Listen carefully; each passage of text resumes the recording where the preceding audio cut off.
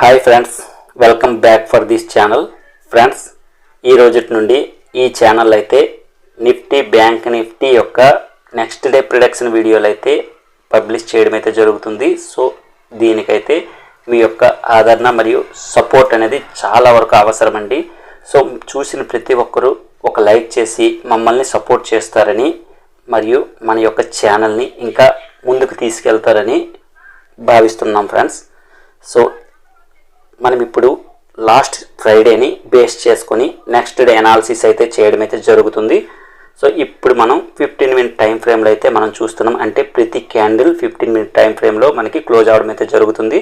So last Friday ఏం జరిగిందంటే 24,300 above అయితే గ్యాప్ అప్ ఓపెన్ అయ్యి మార్కెట్ అనేది 23,900 దగ్గర సపోర్ట్ తీసుకొని మరలా 24,100 దగ్గర మార్కెట్ అనేది మరల రెసిస్టెన్స్ తీసుకుని 24,000 దగ్గర అయితే మనకి క్లోజింగ్ అనేది కనిపించింది. So perfect. ఫైనల్లీ క్లోజింగ్ చూసుకున్నట్లయితే 23,991 దగ్గర క్లోజింగ్ ఇచ్చి 207 పాయింట్స్ నెగిటివ్ మూమెంట్లో క్లోజింగ్ అయితే చూడటం అయితే జరిగింది.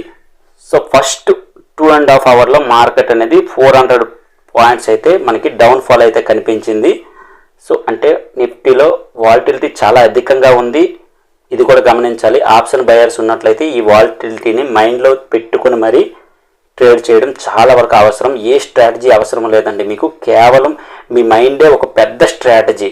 సో మీ మైండ్ని ఉపయోగించి ఈజీగా అనలైజ్ చేసి ప్రాఫిట్ని అయితే సంపాదించండి. సో ఇది మన యొక్క వ్యూ అండి. ఎడ్యుకేషనల్ పర్పస్తో చెప్పడం అయితే జరుగుతుంది. దీని next day support resistance levels చూసుకున్నట్లయితే నిఫ్టీని 24,000 దగ్గర క్లోజింగ్ అయింది. ఇదొక న్యూట్రల్ లెవెల్.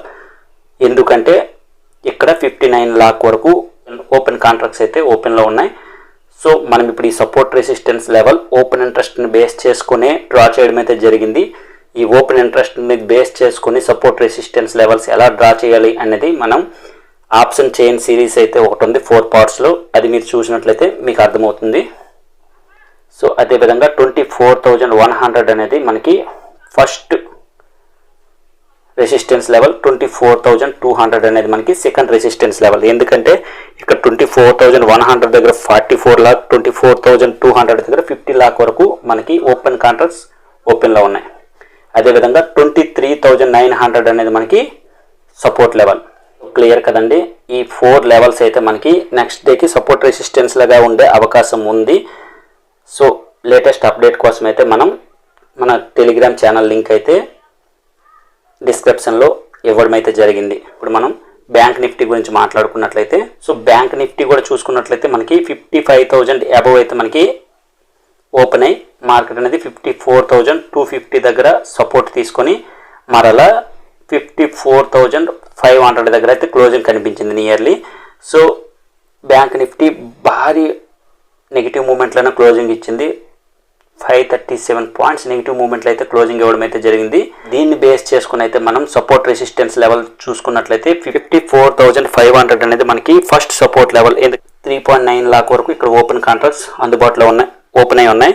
సో 54,800 అనేది మనకి, సో ఇది ఫస్ట్ రెసిస్టెన్స్ లెవెల్. 55,000 అనేది సెకండ్ మరియు బిగ్ రెసిస్టెన్స్ లెవెల్.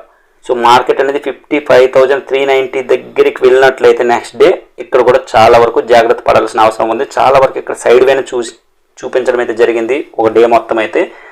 సో ఇక్కడ మీరు చాలా వరకు జాగ్రత్త పడాల్సిన అవసరం ఉంది. ట్రేడ్ తీసుకున్నప్పుడు గమనించవలసినవి ముఖ్యంగా 3 పాయింట్స్ అండి. ఒకటి వాల్యూమ్, రెండవది మీరు వాడుతున్న ఇండికేటర్స్, మూడవది క్యాండిల్ మూమెంట్స్ అంటే ట్రెండ్, అప్ ట్రెండా డౌన్ ట్రెండా సైడ్ వేన్ అనేది మీరు నిర్ధారించుకొని మరి చూడవలసి ఉంటుంది. So 4th one is RSI కూడా మీరు మీ యొక్క ఇండికేటర్స్లో మిక్స్ చేసుకున్నట్లయితే, RSI గురించి పర్ఫెక్ట్గా మీకు తెలిసినట్లయితే RSIని కూడా ఉపయోగించుకొని మీరు మినిమం మార్కెట్ అనేది బుల్లిష్నా బేరిష్నా లేదా సైడ్ వేన్ అనేది అంచనా కూడా వేయవచ్చు. సో డైలీ దీంట్లోనే మనం స్ట్రాటజీస్ కూడా కొన్ని చెప్పే ప్రయత్నం అయితే చేద్దాం.